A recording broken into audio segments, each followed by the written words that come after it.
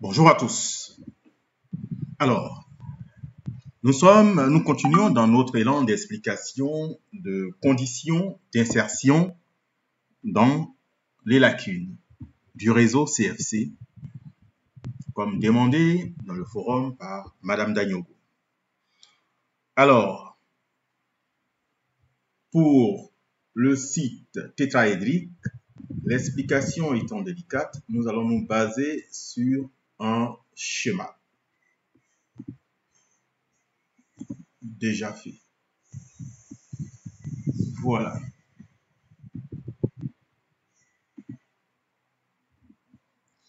Site tétraédrique. Lacune, on va dire. Lacune au site. Lacune. Je vais diminuer un peu tétraédrique.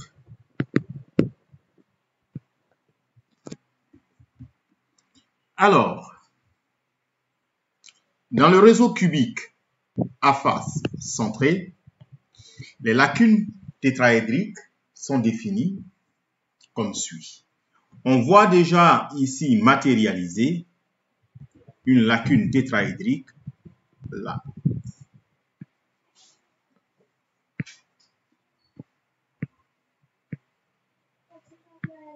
Là, une lacune tétraédrique. On voit que cette lacune tétraédrique repose sur un sommet du cuivre et les centres des trois faces qui lui sont contigus. Ainsi donc, pour un autre sommet, comme celui-ci, on peut déterminer la lacune tétraédrique comme suit.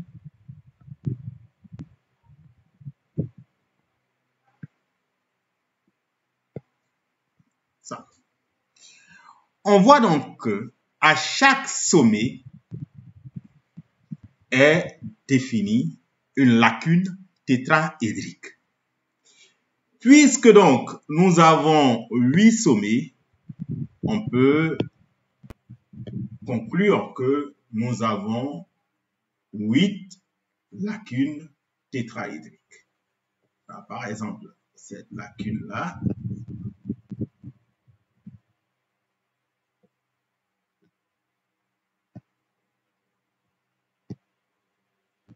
voilà.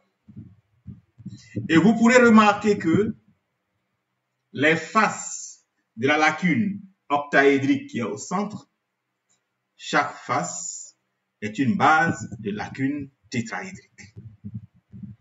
Donc, dans le réseau cubique à face centrée, nous pouvons donc dénombrer 8 lacunes tétraédriques. 8 lacunes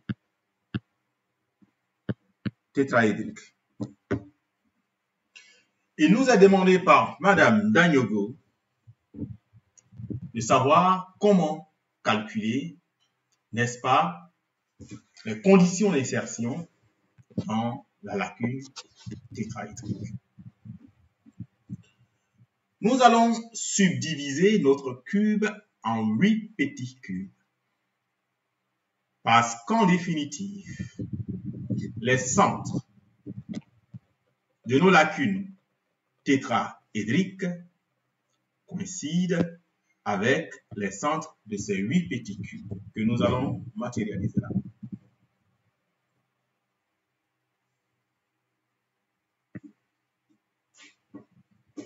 Là,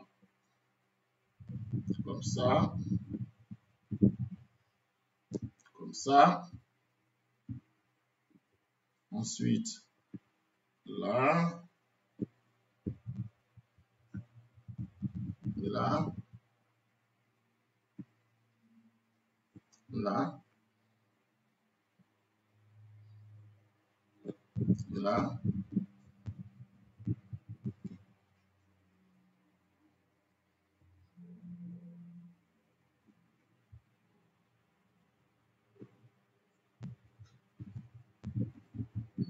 là,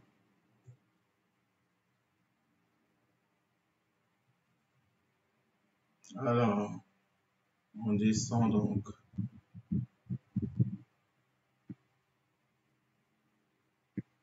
là, là. Et il reste quoi? On va joindre donc là, là. Alors, et là, il faut s'y connaître pour bien matérialiser les 8 petits cubes. On va prendre une autre couleur pour isoler un petit cube. Ça pourrait peut-être vous aider. On prend le petit cube qui va avec la lacune tétraédrique de couleur mauve. Ça. Ça.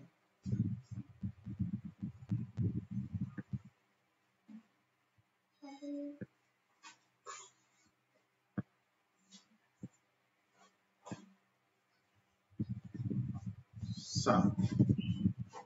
Alors, donc, ça, ça, et ça. Ce petit cube-là. Et donc, ainsi, on a un petit cube là, juste au-dessus, on a un petit cube. Aussi ici, juste à côté, on a un petit cube. Au-dessus de ce dernier, on a un autre petit cube. Donc, du coup, on a 8 petits cubes en bas, 4 petits cubes en bas et 4 petits cubes au-dessus. Ça fait 8 petits cubes, les 8 lacunes tétraédriques. Alors, si j'isole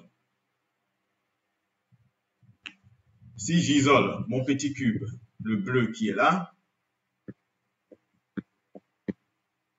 si je l'isole ici, j'aurai ça.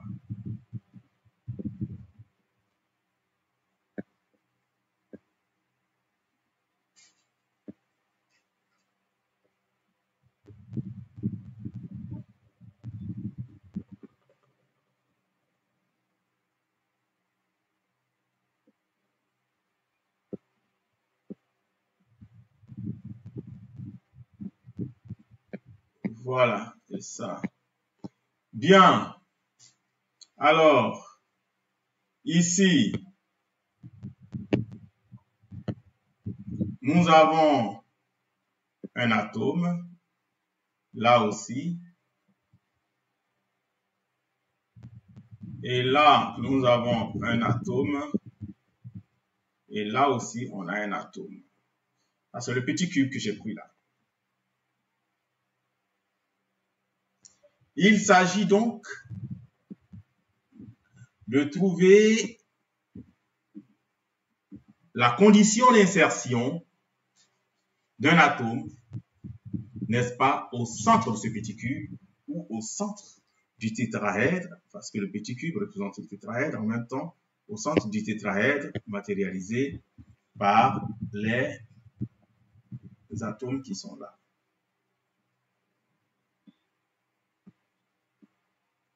Vous verrez bien que ça forme bel et bien un tétraèdre.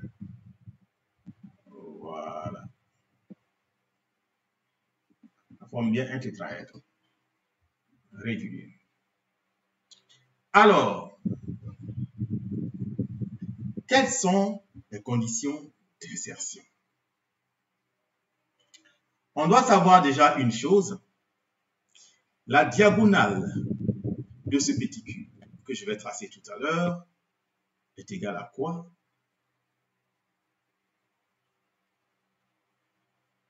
La diagonale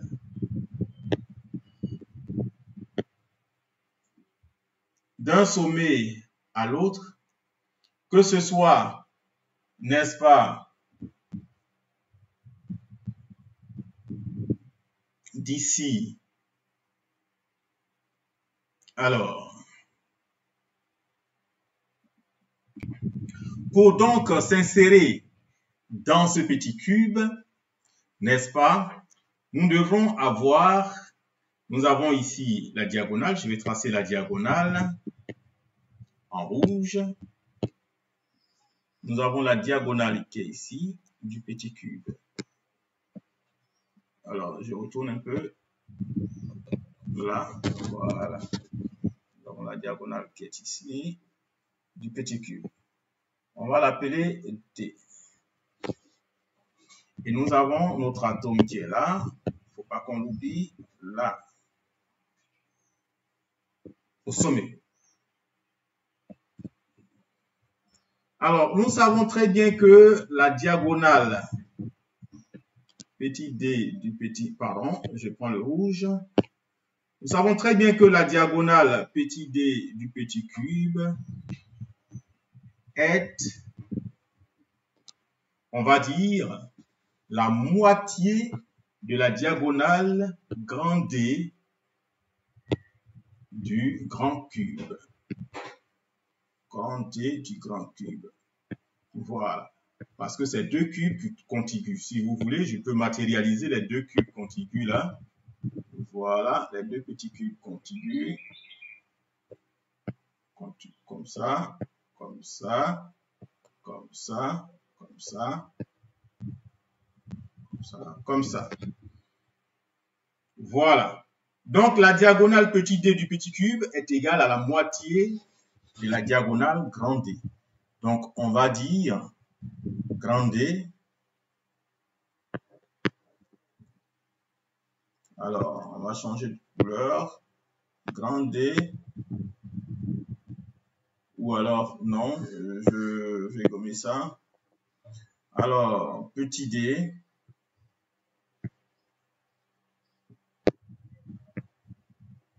Égale à grand D sur 2. Je vais diminuer déjà. Bien, c'est pas grave. Alors, grand D est égal à quoi? Grand D, si nous prenons un angle droit ici, si nous prenons un angle, alors je trace la diagonale d'une face, là, et voici la diagonale grand D, avec l'angle droit là. Nous savons très bien qu'ici c'est A, et ici, n'est-ce pas, c'est A racine de 2. La diagonale d'une face, c'est A racine de 2. Alors, ce qui veut dire que grand D est égal à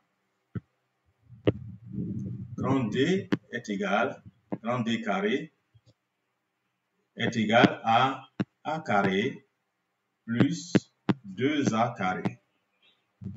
Ce qui donne grand D carré égal à 3A carré.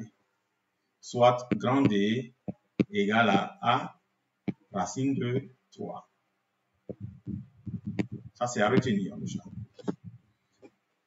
Et donc, puisque petit d, la diagonale du petit cube, notre cube star ici, est la moitié de grand D, donc, ce qui donne petit d égale à A racine de 3 sur 2. Alors, petit d étant égal à A racine de 3 sur 2, alors, nous avions montré que grand D égale à A racine de 3. Bien. Alors, le centre de notre petit cube est occupé par l'atome d'insertion, n'est-ce pas?